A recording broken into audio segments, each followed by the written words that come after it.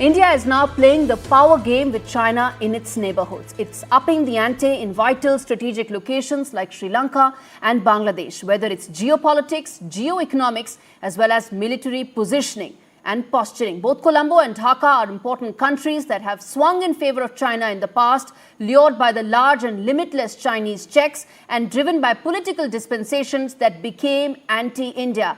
Now, both these nations are in the midst of a political and economic flux. They sit on vital sea links and trade routes and are located in India's backyard, its traditional area of influence, where China is trying to gain a larger footprint. These are also countries that have witnessed regime changes in the last few years due to people's movements, adding to the uncertainty that they are both susceptible to, requiring New Delhi to play the power competition game that it's now playing with Beijing. Sri Lanka will hold its first election since its last president, Gotabaya Rajapaksa, was driven out. The posturing by New Delhi to dock its warship with China, along with China, is testimony to its commitment to not let Beijing make another inroad for another port like Hambantota, a key asset that's now owned by Chinese companies and sits on important sea links. India does not need to project power in distant shores, but on crucial sea links that impact its trade and strategic interests. New Delhi is now flexing its muscles.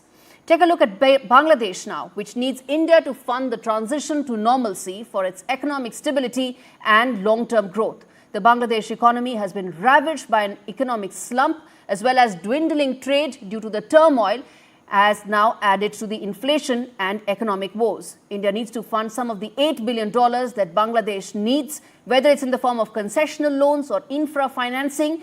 That remains to be seen. But in a post-Hasina Bangladesh, India needs to deepen its leverage and play the great power game.